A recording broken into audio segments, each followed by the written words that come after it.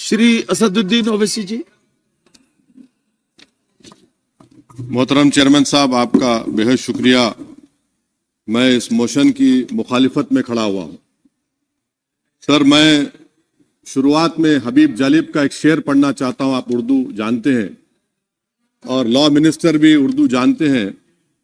हबीब जालिब ने कहा था कि हुक्मरान हो गए कमीने लोग, खाक में मिल गए नगीने लोग, हर मुहिब वतन जलील हुआ, रात का फासला तवील हुआ, आमिरों के गीत जो गाते रहे वही नामो दाद पाते रहे, रहजनों ने रहजनी की थी, रहजनों ने रहजनी की थी, रहबरों ने भी क्या कमी की थी। सर, मैं अभी सुन रहा था हमारे शिंदे ग्रुप के शिवसेना के पार्टी लीडर अपनी तकरीर कह रहे थे। कहा कि 6 दिसंबर में जब बाबरी मस्जिद को शहीद किया जा रहा था तो उस वक्त के वजीर आजम नरसिम्हा राव पूजा कर रहे थे। आप ही ने कहा और कहा कि वो डिस्टर्ब नहीं करना। तो ये बड़ा अजीब मौका है कि बीजेपी की ताईदी पार्टी कह रही है कि नरसिम्हा राव ने कहा कि मुझे डिस्टर्ब मत करो, मैं पूजा कर रहा हूं, और जिसने रथ यात्रा निकाला, इन दोनों को मोदी सरकार ने इस मुल्क का सबसे बड़ा सिविलियन अवार्ड दे दिया, सबसे बड़ा सिविलियन अवार्ड दे दिया। तो ये बताता है कि इंसाफ जिंदा है या जुल्म को बरकरार रखा जा रहा है। तीसरी बात यह है कि सर, इस ऐवान में सियासी पार्टियां आएंगी चले जाएंगी, आप आए मैं आया हम भी चले जाएंगे, मैं जमीन की गिजा बन जाऊंगा, ये ऐवान तो बाकी रहेगा।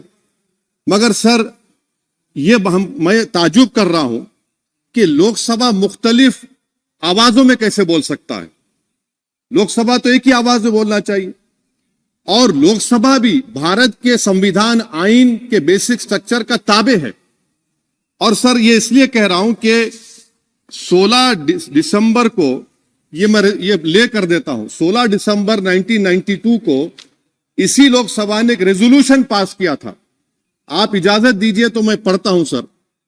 दिस हाउस, अच्छा, ये गुलाम नबी उस वक्त के मिनिस्टर थे, आज नहीं है, उनका नाम नहीं लेना चाह रहा था।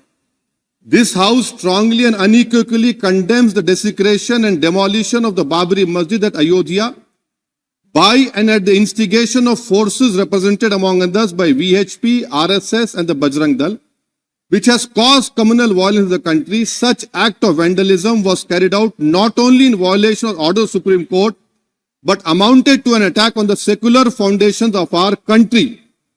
This House expresses anguish at the happenings and wishes to reiterate its resolve that it will ceaselessly endeavor to uphold the secular and democratic traditions of our country and for the maintenance of rule of law. और एक paragraph है, नहीं पढ़ूंगा। मैं ताजुब कर रहा हूं कि जब इस ऐवान ने एक रेजोल्यूशन पास किया तो हुकूमत आएगी जाएगी, और हुकूमत ये मोदी हुकूमत जश्न मना रही है जो 6 दिसंबर को हुआ। तो ये एक बात है सर। चौथी बात यह है कि सर, नहीं, 6 दिसंबर के ऊपर कोई जश्न नहीं है। राम मंदिर के निर्माण की जो प्रतिष्ठा हुई है उसको संबोधन कर रहे हैं, और वो सर्वोच्च न्यायालय के द्वारा तथ्यों के आधार पर दिए गए निर्णय के कारण से हुआ है। सर्वोच्च न्यायालय का निर्णय है, तो तथ्यों के आधार पर निर्णय है। वो विषय आपने बोल दिया, ठीक है, ओके। परंतु जो मंदिर का निर्माण है वो नियमानुसार सर्वोच्च न्यायालय के निर्णय से तथ्यों को देख करके। एक सेकंड, आप इस्लाम के बहुत जानकार हैं, विद्वान हैं वैसे भी अब कानून के। यदि किसी अन्य धर्म के स्थान पर मस्जिद बनाई जाए तो शायद उसको मान्य नहीं किया जाता। अभी एएसआई ने, सुप्रीम कोर्ट ने स्वीकार किया है कि वहां पर राम मंदिर था। तो इस विषय केवल यह है कि वहां पर राम मंदिर ठीक बना कि नहीं बना, वो विषय हो गया। तो कृपया इस पर यदि आप कुछ बोले तो बोले प्लीज। सर, मैं आपको गलत साबित कर दूंगा सर। और मैंने रुक तो जाइए बड़ी इज्जत के साथ सर, मैं आपकी बड़ी इज्जत करता हूं सर। आपको मैं कोट कर रहा हूं सुप्रीम कोर्ट का जजमेंट, पैराग्राफ 1222 रोमन 17, उसमें लिखा गया है The destruction of the mosque took place in breach of the order of status quo and the assurance given to this court, the destruction of the mosque and obliteration of Islamic structure was an egregious violation of the rule of law. Egregious का मतलब जो छोटी मोटी अंग्रेजी में आती है वो क्रिमिनल एक्ट कहा। और सर आपने कहा था कि वहां पर मंदिर को तोड़कर बनाया गया। सर मैं आपके सामने ये तमाम चीजें लेकर दूंगा, सुप्रीम कोर्ट के जजमेंट के पैराग्राफ्स हैं जिसमें सुप्रीम कोर्ट ने एएसआई की रिपोर्ट को नकारा। उन्होंने कहा कि मंदिर को तोड़कर मस्जिद नहीं बनाई गई थी। सुप्रीम कोर्ट ने कहा, ये सुप्रीम कोर्ट ने कहा। अब और मैं रख दूंगा, आप पढ़ लीजिए, आप पढ़ लीजिए। अच्छा सर मैं अपनी तकरीर पर आ जाता हूं, मैं अपनी तकरीर पर आ जाता हूं सर। तो मैं अपनी बात कर देता हूं सर। तो मैं ये पूछना चाह रहा हूं कि क्या मोदी सरकार एक समुदाय, एक मजहब की सरकार है या पूरे देश के मजाहिब को मानने वालों की सरकार है? जिसको नहीं मानते उनकी सरकार है, हमको बता दीजिए। क्या मोदी सरकार सिर्फ एक फिक्र और नजरिया हिंदुत्व की सरकार है? क्या इस देश का, इस गवर्नमेंट ऑफ इंडिया का कोई मजहब है? इस वतन अजीज सबके मजहब को मानता है। सर मेरा मानना है कि इस देश का कोई मजहब नहीं है। क्या ये सरकार 22 जनवरी का पैगाम देकर यह बताना चाहती है कि एक मजहब को दूसरे मजहब के मानने वालों पर गलबा और कामयाबी मिली? क्या आइन इसकी इजाजत देता है? क्या ये पैगाम आप जब ऐवान से दे रहे हैं तो 17 करोड़ मुसलमानों को आप क्या पैगाम दे रहे हैं, ये मैं आप पर छोड़ता हूं। सर 49 में धोखा हुआ, 86 में धोखा हुआ, 92 में धोखा हुआ, 2019 और 22 में भी इस ऐवान के जरिए हमको धोखा दिया जा रहा है। और अफसोस के साथ कहना पड़ता है सर कि मुस्लिम अक़लियत को हमेशा यह कहा गया कि तुमको भारत के शहरी बरकरार रहने के लिए एक बहुत बड़ी कीमत तुमको चुकानी पड़ेगी, और हम पर इल्जाम लगा दिया गया। सर क्या मैं बाबर का स्पोक्स पर्सन हूं? क्या मैं जिना का स्पोक्स पर्सन हूं? क्या मैं औरंगजेब का स्पोक्स पर्सन हूं? बताइए सर, आखिर मैं कहां तक आप मुझे लेकर जाएंगे? दूसरी बात यह है सर, दूसरी बात यह है कि फिर 6 दिसंबर के बाद देश में फसाद हुआ, नौजवानों को टाडा में डाला गया जो बूढ़े होकर निकले। यकीनन आपकी सरकार नहीं थी, आपकी सरकार नहीं थी। अच्छा बल्कि मैं तो मर्यादा पुरुषोत्तम राम की इज्जत करता हूं, मगर मैं नाथूराम गोडसे से नफरत करता हूं। मेरी नस्लें नफरत करती रहेंगी क्योंकि नाथूराम गोडसे ने उस शख्स को गोली मारी जिसके जबान से आखिरी लफ्ज निकले हे राम। सर छठी बात यह है कि 87 में मलियाना हाशिमपुरा हुआ, 83 में नेल्ली हुआ, 44 में जम्मू में नस्ल कशी हुई, 2022 में हल्दीवानी में कत्ल हुआ। इतने धोखे सबसे बड़े किसको दिए गए? असदुद्दीन ओवैसी को दिए गए। मगर फिर भी मुझसे ही कहा जाता है कि वफादारी को तुम साबित करो अपनी ओवैसी। सर आज भारत के 17 करोड़ मुसलमान अपने आप को अजनबी और एलिनेट महसूस कर रहे हैं।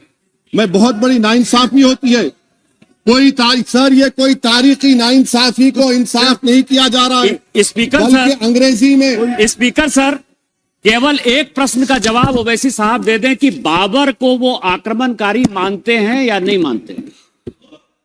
पुष्पमित्रा संघा को आप क्या मानते हैं? बताओ, पुष्पमित्रा संघा को आप क्या मानते हैं? जम्मू के वो, कश्मीर के वो राजा को क्या मानते हैं जिसके पास एक फौज थी मंदिरों को तोड़ने के लिए? आप क्या मानते हैं? यही तो मैं कह रहा हूं कि निशिकांत दुबे 47 में आजादी मिली, असदुद्दीन ओवैसी से बाबर की बात पूछ रहे हैं। तुम गांधी की बात पूछते, तुम बोस की बात पूछते, तुम जलियांवाला बाग की बात पूछते, तुम काला पानी में जो मुसलमान शहीद हो गए उनकी बात पूछते, मगर बाबर की बात पूछी जाती है। तो सर मैं आपको बता रहा था, खामखा डिस्टर्ब किए सर, मुझे मेरा वक्त ले लिए निशिकांत दुबे। सर मैं आपसे कह रहा था मोदी हुकूमत ये पैगाम दे रही है भारत के मुसलमानों को कि जान बचाना है या इंसाफ चाहते हो। मैं कह रहा हूं मैं भीख नहीं मांगूंगा, मैं इस नंगी तासुब को कबूल नहीं करूंगा। मैं दूसरे दर्जे के शहरी के मौक़िफ़ को कबूल नहीं करूंगा। मैं अपनी शनाख्त को नहीं मिटने दूंगा। अब मैं झूठी और दिल फरेब बातों पर हरगिज भरोसा नहीं करूंगा। मैं वो काम नहीं करूंगा जो बीजेपी और नाम निहाद सेकुलर पार्टियां चाहती हैं। मैं वो काम करूंगा जो आपको पसंद नहीं है, संविधान के दायरे में रहकर। सर, कंक्लूजन में मैं आपको बताना चाहता हूं कि आज इस देश को किसकी जरूरत है। इस देश को अयोध्या में, तारीख शायद नहीं पढ़ते होंगे, मौलाना अमीर अली कौन थे, पुजारी बाबा रामचरण दास कौन थे, अयोध्या के पुजारी थे। दोनों ने मिलकर अंग्रेजों के खिलाफ जंग लड़ी थी और दोनों ने, अंग्रेजों ने इनको गिरफ्तार किया और एक पेड़ पर मौलाना अमीर अली को और पुजारी रामचरण दास को फांसी दे दी गई। देश को इनकी जरूरत है। देश को शंभू प्रसाद, अचन खां, ये राजा देवी बख्श सिंह के फौज में थे, अंग्रेजों से मुकाबला किया। मुसलमान की लाश को जला दिया गया और शंभू प्रसाद को दफना दिया गया। इस देश को यह जरूरत है। देश को बाबा मोदी की जरूरत नहीं है। आज भारत को अयोध्या के मौलाना अमीर अली और रामचरण दास, अचन खान, शंभू खान की जरूरत है। सर, मैं अभी सुन रहा था ये नाम निहाद सेकुलर पार्टियों के बयानात को। क्या होता है सर, आप, खत्म कर रहा हूं, क्या होता है सर, जब काजी साहब गवाहों को लेकर दुल्हन के पास जाते कि तुमको निकाह कबूल है, तो दुल्हन शर्मा के खामोश बैठ जाती। तो इनकी खामोशी रजामंदी की अलामत है। जी जी। तो सर, मैं खत्म करने से पहले यह बताना चाह रहा हूं कि जब वजीर आजम जवाब देंगे तो क्या वो भारत के 140 करोड़ जनता के लिए जवाब देंगे या फिर सिर्फ हिंदुत्व की फिक्र रखने वालों का जवाब, मैं खत्म कर जवाब देंगे। मैं ये देश, दुनिया, मुसलमान देख रहा है। सर, मैं आपको यह भी बताना चाह रहा हूं, आखिर में कंक्लूड कर रहा हूं सर, 1 मिनट चाहिए, 1 मिनट चाहिए सर। सर, मेरा मानना यह है कि आज मैं बहैसियत एक भारत के गयूर मुसलमान के, let me stand as a tall Indian Muslim and say that the light of Indian democracy today is at its dimmest today, sir. Sir, in conclusion, मेरी फिक्र में, मेरा ईमान मुझे कहता है कि जिस जगह पर मस्जिद थी, है और रहेगी, बाबरी मस्जिद है और रहेगी, बाबरी मस्जिद जिंदाबाद, जिंदाबाद, भारत जिंदाबाद, जय हिंद।